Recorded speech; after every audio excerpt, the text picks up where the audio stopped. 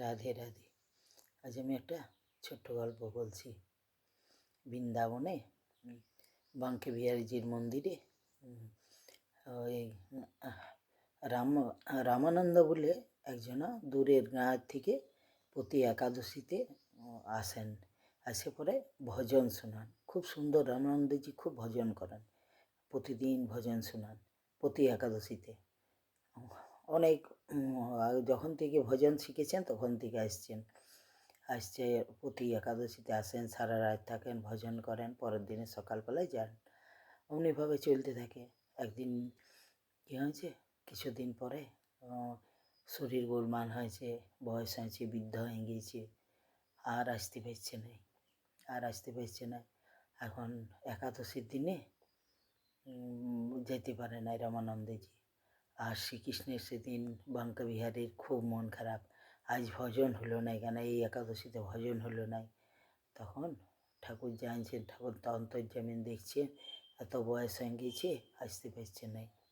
তখন রাত্রে ঠাকুর স্বপ্ন দিয়ে বলছে তুমি রামানন্দজি, তুমি এক কাজ করো, তুমি আগের একাদশীতে তুমি একটা ঠেলা গাড়ি নিয়ে যাবে, আমি তোমার সাথে চলে আসবো, কারণ একাদশীর দিনে আমি যদি ভজন না শুনি তো আমার ভালো লাগে নাই।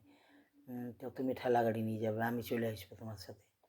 নিয়ে পরের একাদশীর দিনে ঠাকুরের কথা মতো একটি ঠেলা গাড়িতে চেপে পড়ে আর রামানন্দজি গিয়েছে। যায় নিয়ে পরে সারাদিন ভজন টজন শোনাচ্ছে ঠাকুরকে, নিয়ে সারা রাত থেকেছে। ভোরের সময়তে তখন ঠাকুর উঠাইছে, রামানন্দজি উঠো, বলছে সকাল হয়ে গেলে সবাই তো উঠে যাবে, তখন তো তাইলে আমি যেতে পারবো না তোমার সাথে, তখন তো তোমাকে এরা গালাগালি করবে, কিয়া করবে, দিবে নাই, ঠাকুর দেবে নাই, চলো। নিয়ে সেই সময় রামানন্দজি উঠেছে আর ঠাকুরের বিগ্রহ নিয়ে আর চলে গেছে, চেপে গেছে ঠেলা গাড়িতে করে রামানন্দজির ঘর চলে গেছে।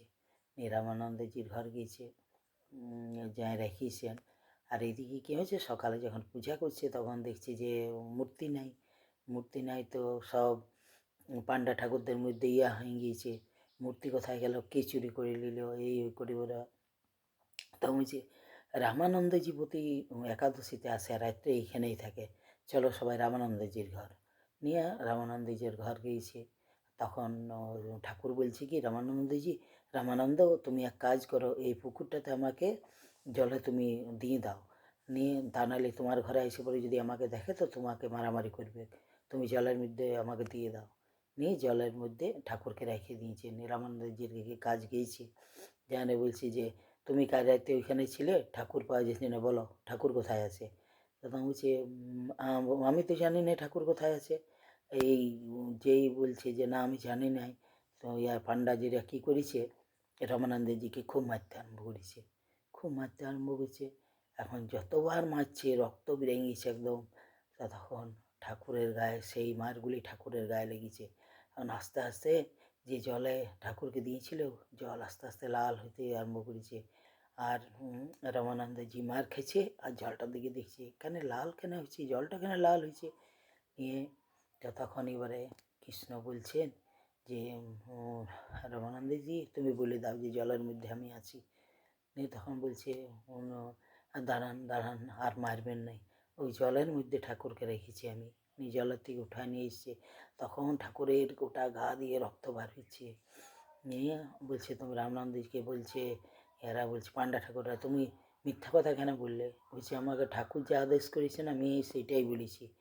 রামানন্দজিকে বলল, ওই যে ওদের যে মেন পান্ডা তাকে ঠাকুর বলছে আর আমি এইখান থেকে রামানন্দজির ঘর থেকে আমি যাব নাই, তোমরা অন্য ঠাকুর এনে প্রতিষ্ঠা করো। এই ঠাকুর সেইখানে রয়ে গেল।